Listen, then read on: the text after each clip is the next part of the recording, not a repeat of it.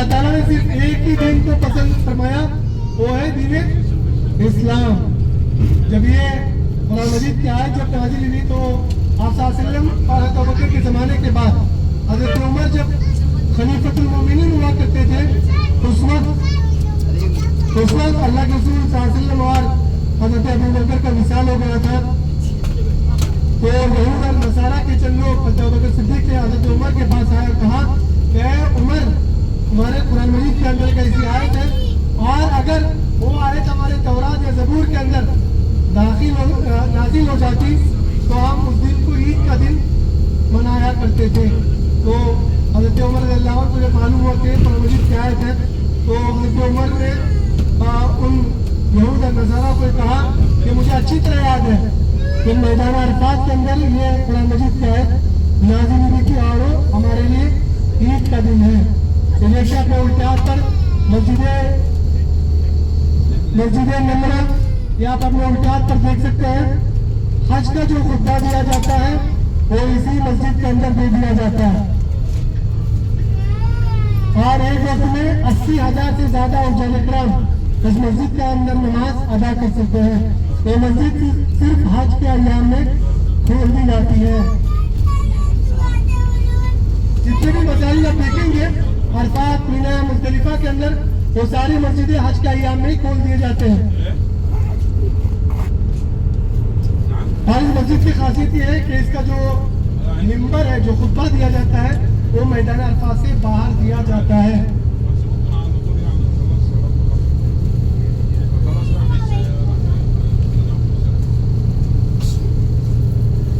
और जितने भी नीम के पत्ते दरख्त आप लोग देख रहे हैं, ये पाकिस्तान के जो जनरल ज़िया-उल हक थे, उनके ज़माने में ला करके उनकी राय के मुताबिक लगाए गए हैं, क्योंकि उजाले कराम को धूप और प्यास की ज़्यादा शिद्दत महसूस न हो जाए। ज़ोहर और असर की नमाज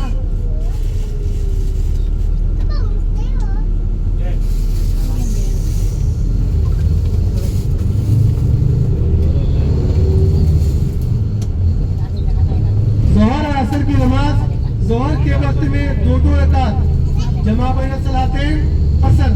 थोड़ा बच्चों को खामोश किया तो मेहरबानी, नहीं तो मुझे बात करने की नहीं होगा, थोड़ी मेहरबानी होगी प्लीज।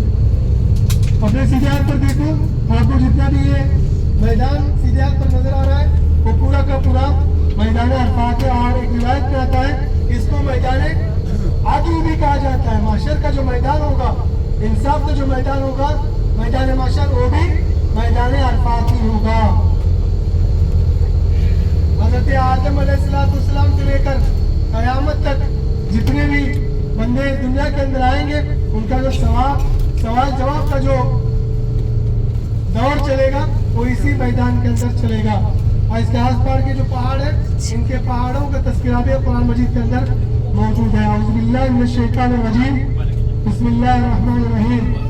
अम्मा यतसाअलून अनिन नबइल अज़ीम अल्लज़ी हुम फ़ीहि मुख्तलिफ़ून कल्ला सयअलमून थुम्मा कल्ला सयअलमून अलम नजअलिल अर्ज़ मिहादा वल जिबाल औतादा। जो पहाड़ का तस्करा जो किया गया है, वल जिबाल औतादा, हमने पहाड़ों को मेघ के मानी बनाया। कहने का मतलब ये है कि पहाड़ों को अल्लाह ताला ने जमीन के बैलेंस के लिए पैदा फरमाया है।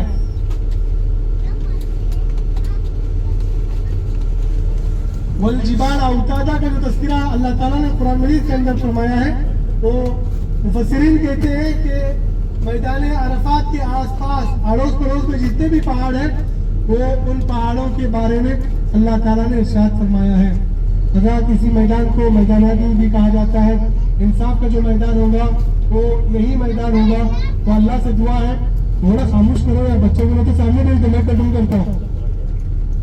बच्चों को सामने भेज दो, मैं कैसे बताता हूँ कि कैसे खामोश करना है मुझे। बेटा सामने आ जाओ, आप लोग सामने आ जाओ, जितने भी बच्चे चिल्ला रहे हैं सामने आ जाओ।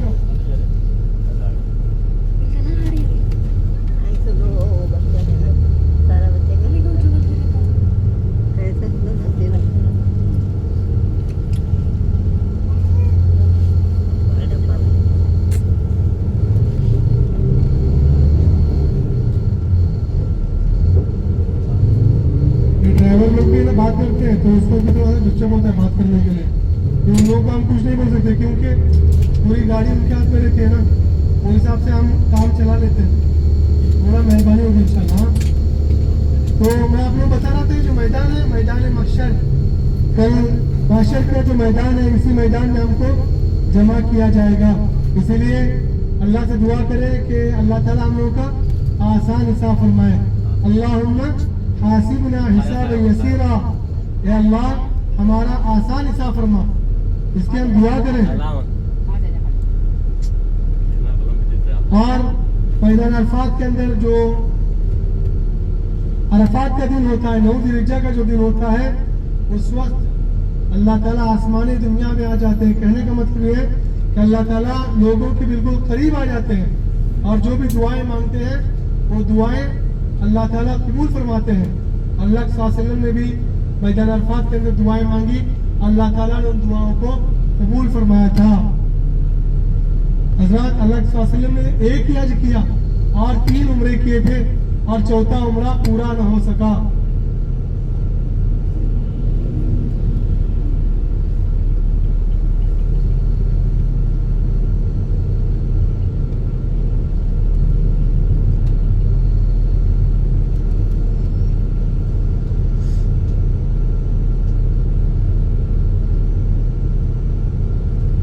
तो महशर के मैदान में इसके वक्त के बारे में आता है हदीस पाक के अंदर, इसका मफहूम ये है कि ज़मीन तांबे की होगी, आसमां फौलाद का। तो उस वक्त इंसान अपने गुनाहों के बकदर अपने पसीने में शराबोर होगा, यानी किसी का घुटने के बकदर कोई डूबा हुआ होगा, कोई छाती के बकदर, कोई कमर के बकदर, कोई गर्दन के बकदर अपने पसीने के अंदर डूबा हुआ होगा। इसलिए अल्लाह ताला से हम मांगते भी रहें और ऐसा काम करें जिससे अल्लाह ताला आखिरत की जो ज़िंदगी आने वाली है, जो लामहदूद और लामुतनाही ज़िंदगी है, उसके बारे में हमें सोचना चाहिए और उसके लिए हमें अल्लाह ताला से खूब मांगना भी चाहिए। इमाम गज़ाली रहमतुल्लाह अलैह फरमाते हैं कि अगर ये पूरी दुनिया को रेतों के ज़र्रों से भर दिया जाए और एक परिंदे को मुसल्लत किया जाए कि वो 100 साल या 1000 साल के बाद में आए और एक कंकर को, एक जर्रे को उठाकर दूसरी दुनिया के अंदर डाल दे, तो ये दुनिया के सारे जर्रे एक दिन ख़त्म हो जाएंगे, लेकिन आखिरत की जो ज़िंदगी है वो कभी ख़त्म नहीं होगी। इसलिए आखिरत के बारे में हमें सोचना और आखिरत के बारे में कब्र का जो हाल होगा, कब्र के अंदर हमसे जो हिसाब किताब होगा, उसके बारे में हम लोगों को सोचना चाहिए।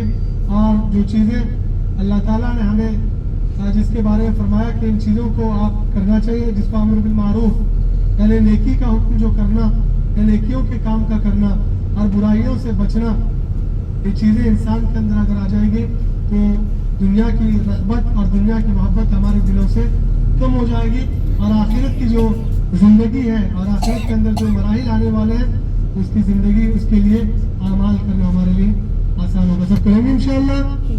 इंशाअल्लाह मैं हमेशा आप लोगों को कहता हूँ कि ग्रुप का मामला ये होता है कि ग्रुप के साथ में रहना है।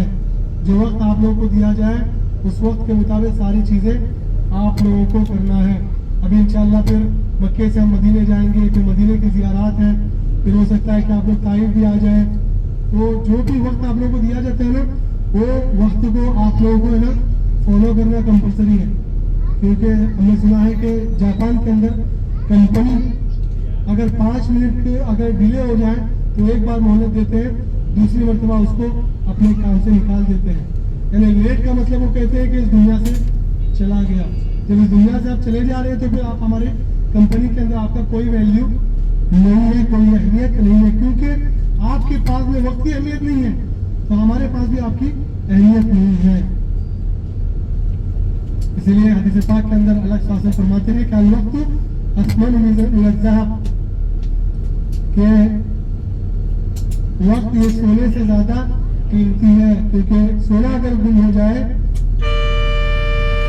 अगर सोना गुम हो जाए तो पैसे दे करके हम खरीद सकते हैं, लेकिन वक्त हमारे हाथ से अगर चला जाए तो फिर उसको दोबारा अपने हाथ में नहीं लाया जा सकता।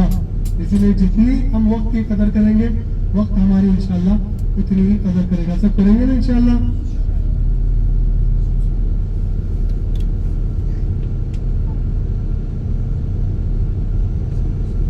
ज़ियाअतुल वक्त अशद्दु मिनल मौत, वक्त को जाया करना ये मौत से ज्यादा खतरनाक चीज है। इमाम गज़ाली रहमतुल्लाह अलैह या गालिबन इमाम इब्ने हजर अल अस्क़लानी, उनका कौल है ये कि इज़ाअतुल वक्त अशद्दु मिनल मौत, वक्त का जाया करना ये मौत से ज्यादा खतरनाक चीज है। इसलिए यहाँ पर जहाँ पर भी हम जाएंगे तो वक्त की कदर करना सीखे, वरना वक्त हमारी कभी कदर नहीं करेगा।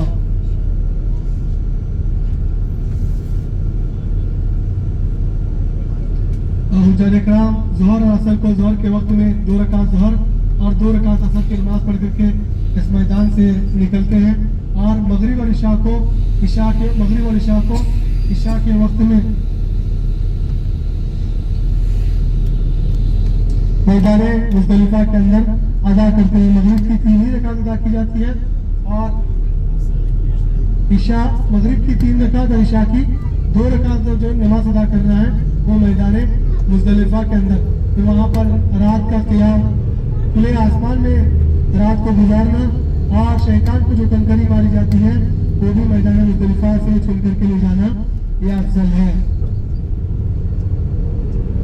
हज़रात हम इस रास्ते से जा रहे हैं, सीधे या उल्टे हाथ आप देखेंगे ब्रिज के नीचे लाल और येलो कलर की ईंटों का रास्ता आप लोगों को नजर आएगा। अरफात से मुज़दलिफा जो तकरीबन 10 किलोमीटर का फासला है, देख रहे हैं आप जी। आगे भी इंशाल्लाह आप लोगों को नजर आएगा। अब अपने उल्टे हाथ पर देखें वो बेहतरीन मंजर जो दुनिया की हर आंख देखना चाहती है। हम अल्लाह से दुआ करें कि 9 ज़िलहिज्जा को अल्लाह ताला हमें इस मैदान पर बुला करके लेकर आए।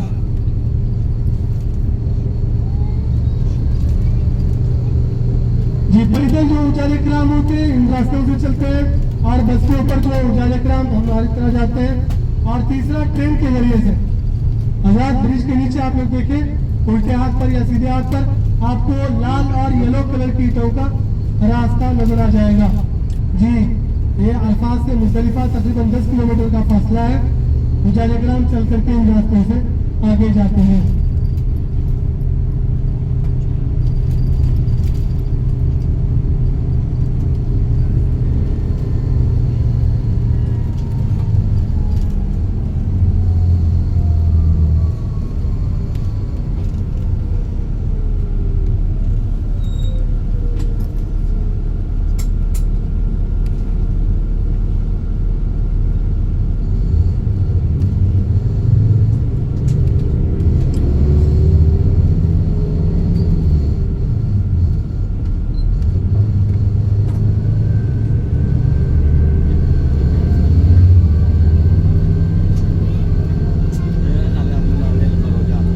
आगे एक नहर आएगी जिसको नहर जुबैदा कहा जाता है।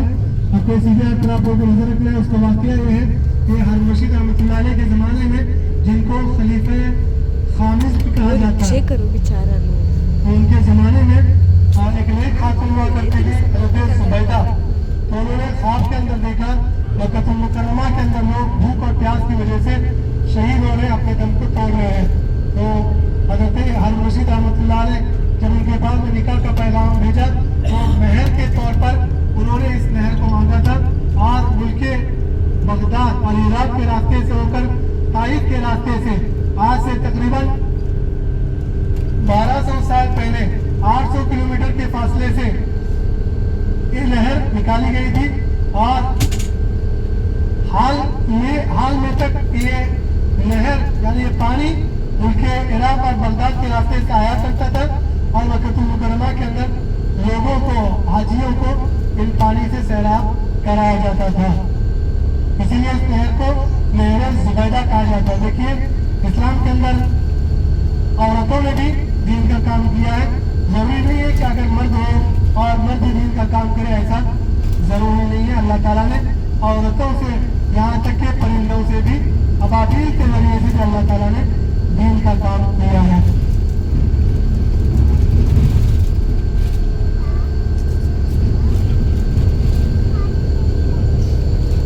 जब अपने सीरियल को देख रहे अपने इलाके में जो किले हुआ करते थे उन किलों के माने में दीवार आप लोगों को नजर आ रही है। दीवार के जरिए से पानी उसके इराक शाम और ताइफ के रास्ते से मक्के मुकर्रमा में पानी लाया जाता था।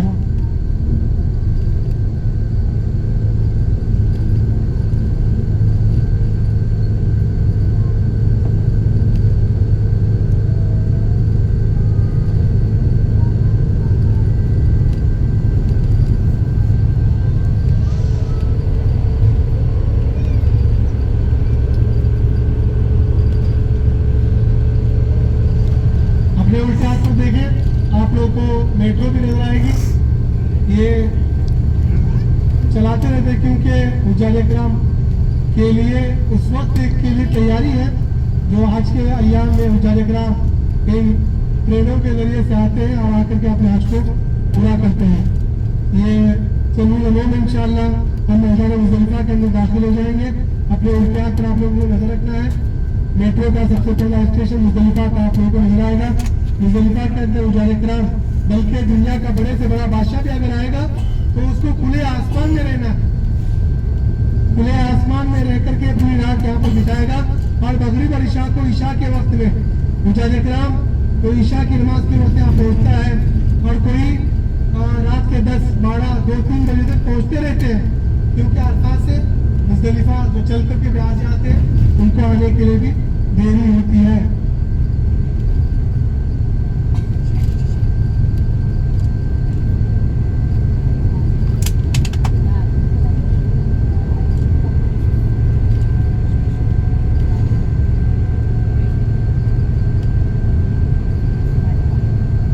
सीधे आप लोगों को नजर रखना है मस्जिद मशअरुल हराम, मुज़दलिफा की जो मस्जिद है मस्जिद मशअरुल हराम, ये इसका तज़किरा कुरान मजीद के अंदर मौजूद है।